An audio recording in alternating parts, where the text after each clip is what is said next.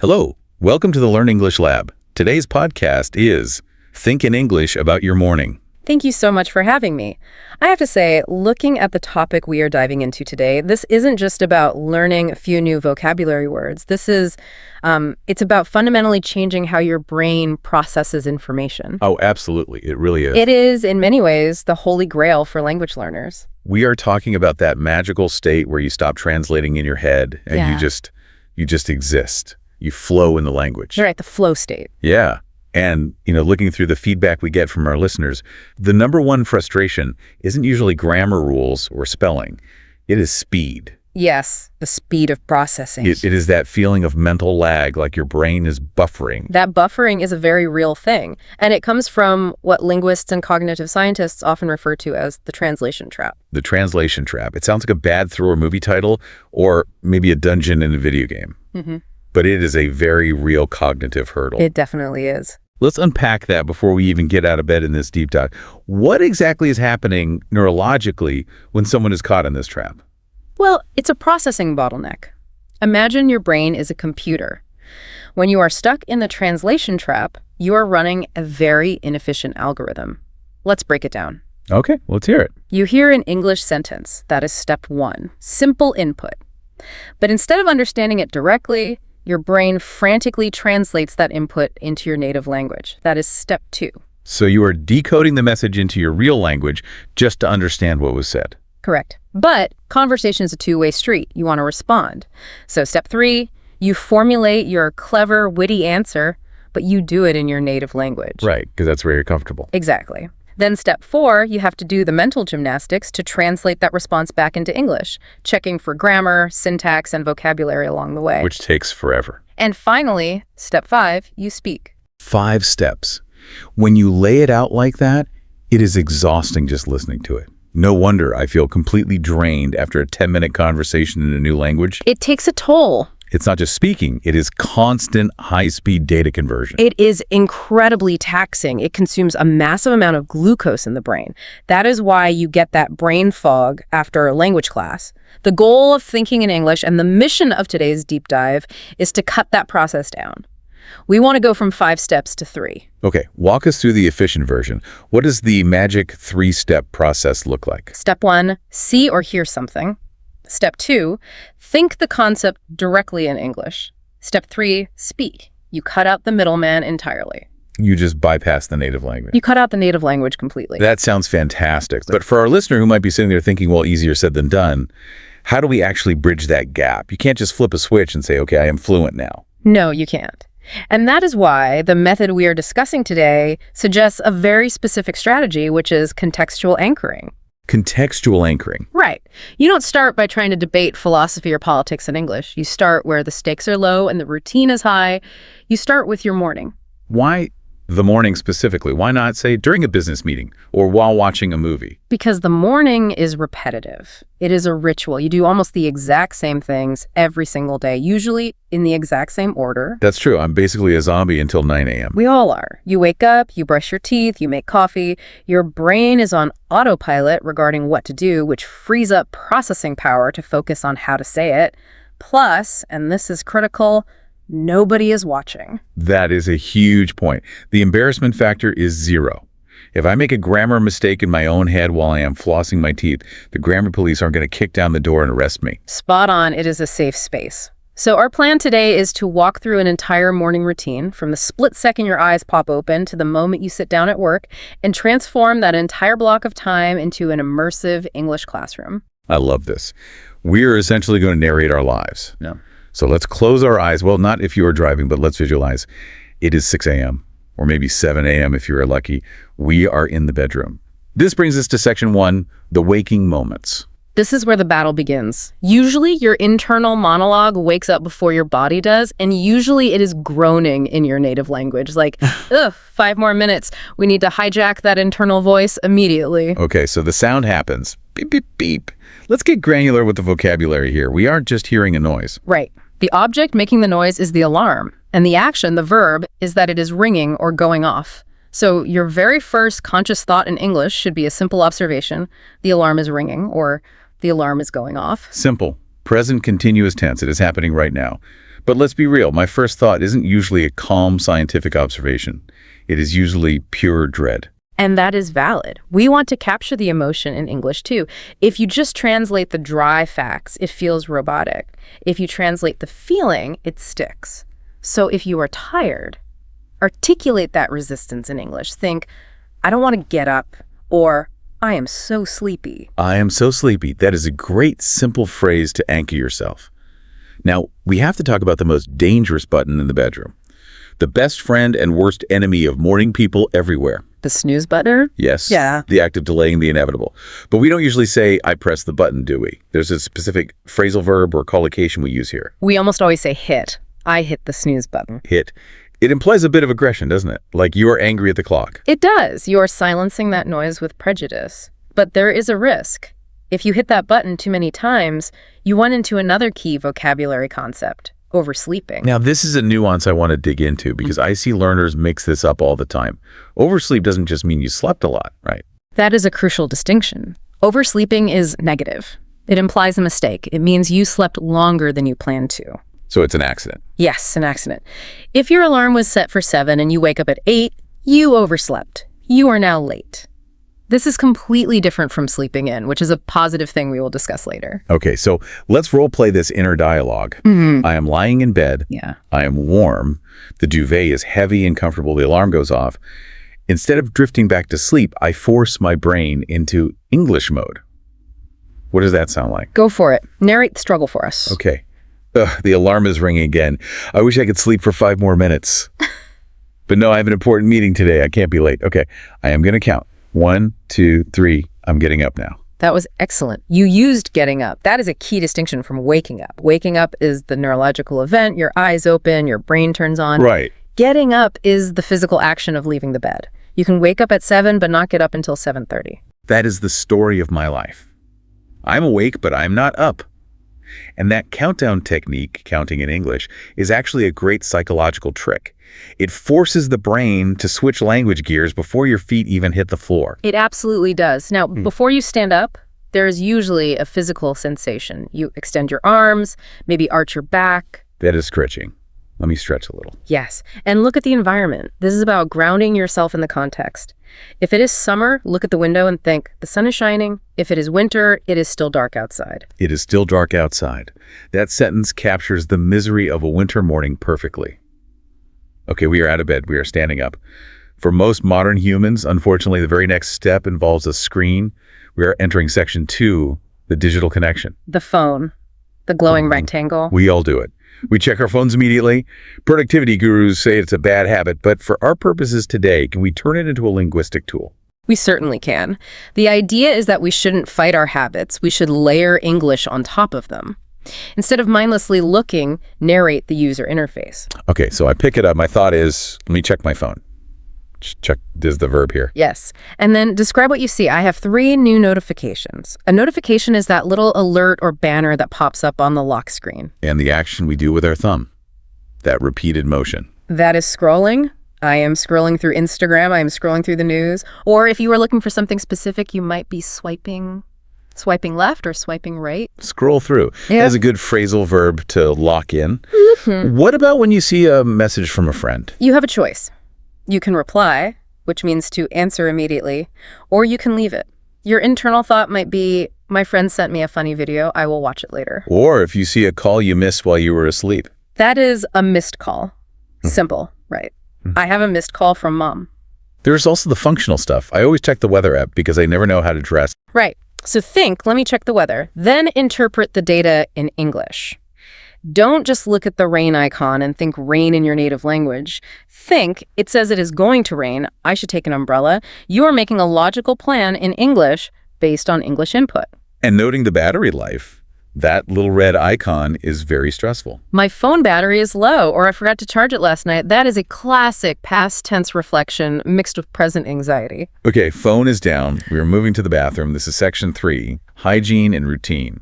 Now, for beginners, the bathroom seems like the absolute best place to start labeling things. It is the best. It is a confined space, usually well lit, and it is full of distinct, tangible objects. If you were just starting out with this habit of thinking in English, just name the nouns, point and think, mirror, sink, faucet, soap, towel, toothbrush. It feels a bit like being a toddler again, pointing at things, but it builds that neural association, doesn't it? It anchors the vocabulary directly to the physical object, not to the translation of the word. You see the object, you think toothbrush.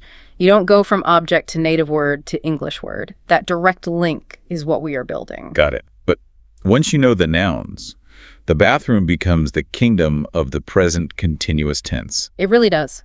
Because bathroom tasks are usually continuous actions that take a few minutes. I am washing my face. I am brushing my teeth. Let's talk about the sensory details here, because washing your face isn't just a mechanical action. It feels like something. Yes. Think about the water temperature. The water is cold. That is a shock to the system. Or the warm water feels nice. You can connect the sensation to the result. The cold water is waking me up.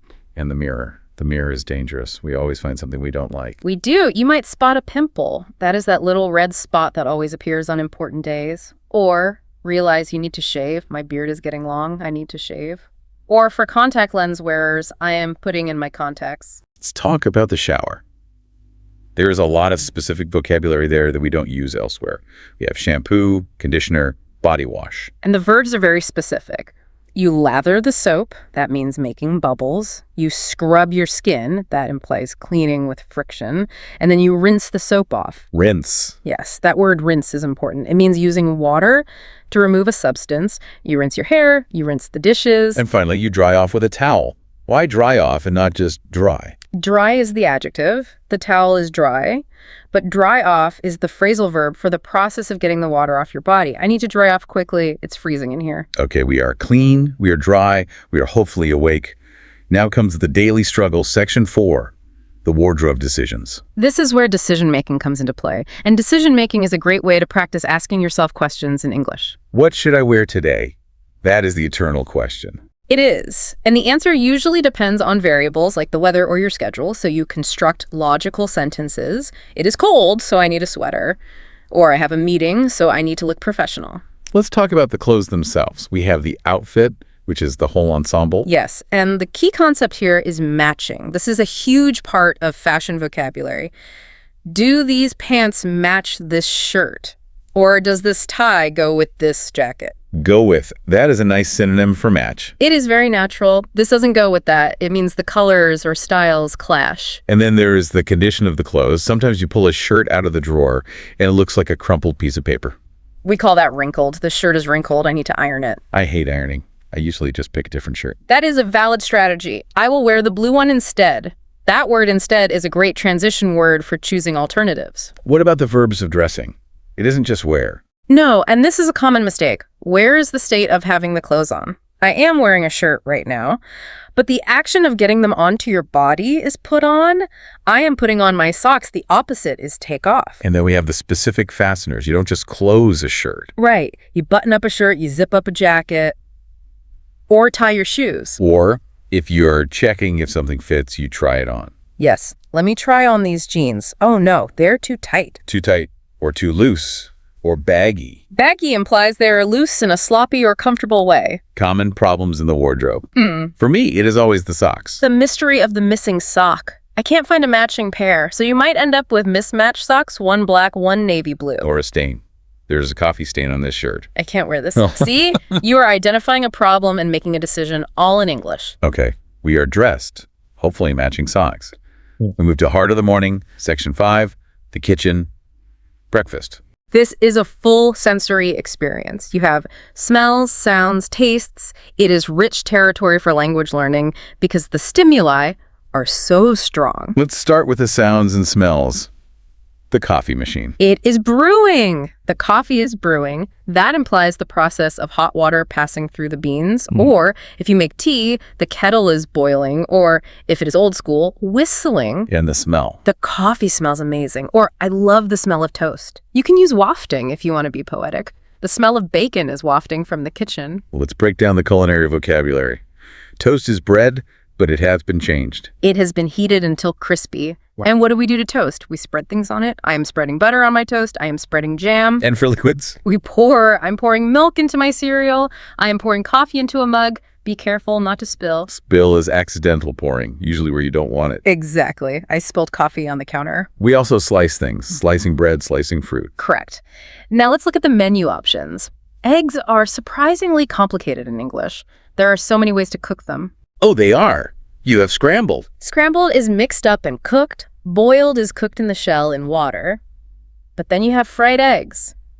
This is where it gets fun. Sunny side up means the yolk, the yellow part, is liquid and facing up, looking like a little sun. And over easy. Over easy means it was flipped over, but the yolk is still runny inside. Runny. That is a good adjective for liquids that are thicker than water but still flow. Yes, exactly. What if you were in a rush? You might not sit down for a full meal. Then you're grabbing a bite. I will just grab a bite on the way. Or the unhealthy option, skipping breakfast. I am skipping breakfast today. I do that way too often. I'll just grab a coffee. Speaking of coffee, that ritual is huge. Many people have a very specific way they take it. I like my coffee with a little milk and no sugar. Or I take it black, meaning nothing added. Pure coffee. And the mistake, I have done this, putting salt instead of sugar. A classic morning disaster. That tastes terrible. Or it is ruined. So far, we have been very internal. I am thinking, I am feeling, but for many people, the morning involves other humans, family, roommates, partners. This brings us to section 6, social interactions. This is where we shift from internal monologue to external dialogue. But here's the trick for our listeners. Even if you speak your native language to your family, you need to think about the interaction in English. You can narrate the conversation in your head. Okay, let's simulate a partner scenario. You walk into the kitchen, your partner is there. Standard opening. Good morning. Did you sleep well? And the offer of service. This is a very common morning interaction. Do you want me to make coffee? Or do you want some eggs? Now, the high-stress scenario. Children. If you are a parent, the morning isn't peaceful, it is a military operation. Struggle to wake them up. 5 more minutes, Mom. No, get up now. You have school. Hurry up, you're going to be late. Did you pack your bag? Wear your shoes. It is a lot of imperatives, commands. Eat your breakfast, brush your teeth, put on your coat. What about roommates? That is usually more logistical, right? It's about resources. Yes, we are out of milk. We are out of, that is a great phrase. It doesn't mean we are outside the house. No, it means the supply is exhausted. We have none left. We are out of coffee. We are running low on bread. Running low on means we have a little bit left, but we need to buy more soon. Right. Is there any coffee left? Did you drink the last cup? The politics of the shared kitchen. Those passive-aggressive notes on the fridge. Please replace the milk if you finish it. Okay, breakfast is done. Everyone is fed. It is time for section 7, the departure. Leaving the house. This is often the most chaotic part of the morning. It is, and because it is chaotic, having a mental checklist in English can actually help you stay organized. It grounds you. The famous 3-item check. Keys, wallet, phone. Do I have my keys? Yes. Wallet? Yes. Phone? Yes. I often use the phrase double check. Let me double check that I turned off the stove. To check again, just to be sure. And the vocabulary of urgency. We mentioned running late before. I am running late. This means you are behind schedule, so you need to hurry up. And the verb for leaving. We don't always just say leave. We often say head out. I am heading out now. Or set off. I set off for work at 7:30. Head out sounds very natural. Okay, I am heading out. See you later. Then there are the oops moments, the things that go wrong right at the threshold of the door. Forgetting lunch. Oh no, I left my lunch on the counter. Or the weather betrays you. It is raining. I need to run back inside for an umbrella. That feeling of panic. Where are my car keys? I always lose them. Okay, we have successfully left the house. We are in transit. Section 8, the commute. The commute is actually a golden time for English thinking. Usually you are alone, or at least in your own bubble. You are passive. Unlike in the kitchen where you are active, you can observe the world. Let's look at the different modes. First, walking, if you are lucky enough to walk to work. If you are walking, focus on the environment. The air is fresh. It is cool this morning. Look at nature. The leaves are changing color. The streets are quiet. It is a bit meditative. Now, driving. Driving is usually less meditative and more, well, aggressive. Traffic vocabulary is essential here. Traffic jam, that is when nothing is moving. Rush hour, the busiest time of day. And when someone pulls in front of you dangerously. They cut you off. That guy just cut me off. Use your blinker. The light is red. Green light. Let's go. Why is everyone driving so slow? You can vent your frustration in English. It is very therapeutic. Also the mechanical stuff. My gas tank is empty. I need to fill up. Fill up. Another good phrasal verb. Or I need to get gas. Mode 3, public transport. The bus or the train. First, you have to catch it. I need to catch the 8 to 5 bus. If you don't catch it, you miss it. I miss the bus. The sadness in that sentence. Then you get on. It might be crowded. There are no empty seats. I have to stand. And if you need to change trains. That is a transfer. I need to transfer to the subway at Central Station. And people watching. This is the best part of public transport. That guy is sleeping. She is reading a book. He is talking really loudly on his phone. Describing strangers is great practice for physical descriptions. We have survived the commute. We have arrived. Section 9, arrival at work or school. This is the transition. You are switching from commuter mode to focus mode. What are the first thoughts? I made it on time, or if you were unlucky, I am 10 minutes late. The greetings. Good morning, everyone. If it is Monday, the standard question is, how was your weekend? You have to be ready to answer that too. Yeah. It was great, thanks. And yours. Keep it brief. Then there is the ritual of settling in. Hanging up the coat. Let me hang on my coat. Let me organize my desk. Turning on the computer. Checking the schedule. I have a meeting at 10. I need to check my emails. And inevitably getting that first office coffee. I need coffee before I can start working. It is a universal sentiment. So we have walked through the timeline. But there is a crucial step for learning that happens after the action. This is section 10, review and reflection. Yes. This is where the real consolidation happens. We call this narrative reconstruction. Why is this important? Because narrating while you do it uses the present continuous. I am walking. But telling the story after uses the simple past. I walked. To be fluent, you need to be able to switch between these tenses effortlessly. So at your desk, maybe take 2 minutes to replay the morning in your head. Exactly. Construct the narrative. Let's give an example of a good morning narrative using the simple past. I woke up refreshed. The coffee was delicious. Traffic was light. I arrived on time. See? Simple past tense verbs. Woke, was, arrived. Now, the bad morning. This is usually a more interesting story. My alarm didn't go off. I overslept. I spilled coffee on my shirt. I missed the bus. I was late. It is a comedy of errors. But being able to tell that story is a huge language skill. It is how we bond with colleagues. You won't believe the morning I had. And the lazy weekend morning. I slept in. That means I slept late on purpose. I made pancakes. I watched TV in my pajamas. I slept in versus I overslept. Let's reiterate that distinction. Huge difference. Slept in is a luxury. It is voluntary. Overslept is a mistake. It is involuntary. Let's move to section 11, advanced expression. Talking about moods and problems. We aren't robots. We have feelings about the morning. Right. You might feel energetic. I feel like I can conquer the world. Or grateful. It is a beautiful day. On the flip side, you might feel like a zombie. I am a zombie today. I am overwhelmed. I am grumpy. Grumpy is a great word for morning irritability. It isn't full anger. It is just, crabby. And then describing disasters. We talked about spilling coffee, but what about home disasters? I burned the toast. The smoke alarm went off. There's no hot water. The heater is broken. That is a crisis. Or weather issues. It is pouring rain. The roads are icy. It is foggy. Now, to sound really native, you need idioms. This is section 12. Idioms are the cultural shorthand. Native speakers love time-based idioms in the morning. Bright and early. I got up bright and early. It emphasizes the earliness and the positive energy. Crack of dawn. I woke up at the crack of dawn. That is when the sun just starts to show. Very early. We mentioned sleeping in, but the British have another phrase for it. A lie-in.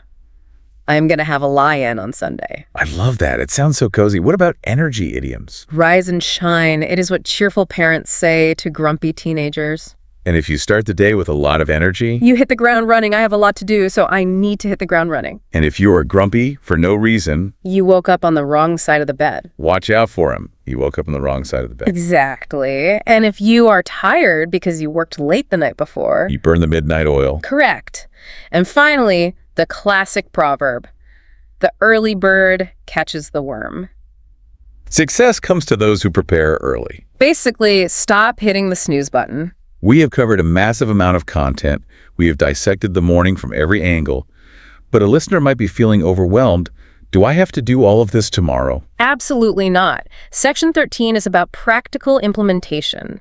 The key to habit formation is start small. Don't try to narrate the whole 2 hours. No. That is a recipe for burnout. Pick one segment. Tomorrow, just narrate brushing your teeth. That is it. Master the bathroom vocabulary. Do that for a week. Then add making coffee the next week. Tip number 2, narrate your life. Describe actions as you do them.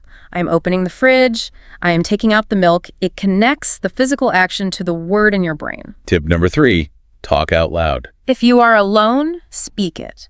It bridges the gap between thinking and speaking. It gets your mouth muscles used to the English sounds. Tip number 4, the checklist. Create a mental game. Before I leave the house, I must name 5 objects in English, or I must describe my outfit. Gamify it. I like that. Yeah. And finally, journaling.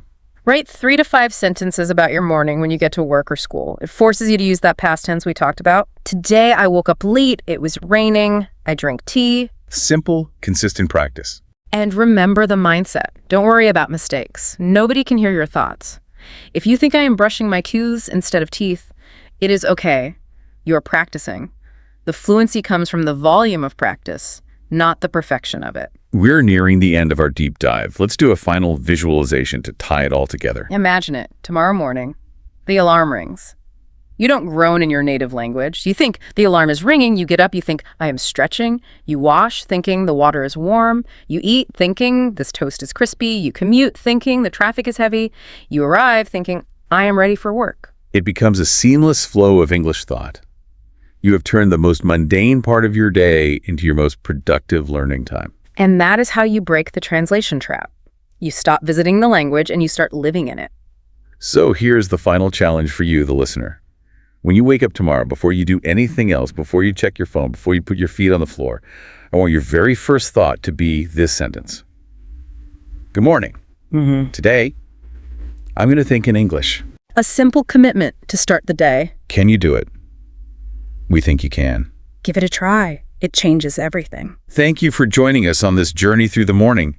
It has been a pleasure unpacking this routine with you. Likewise, have a wonderful morning whenever it starts. Please remember to like, share, and subscribe to this YouTube channel. See you in the next deep dive.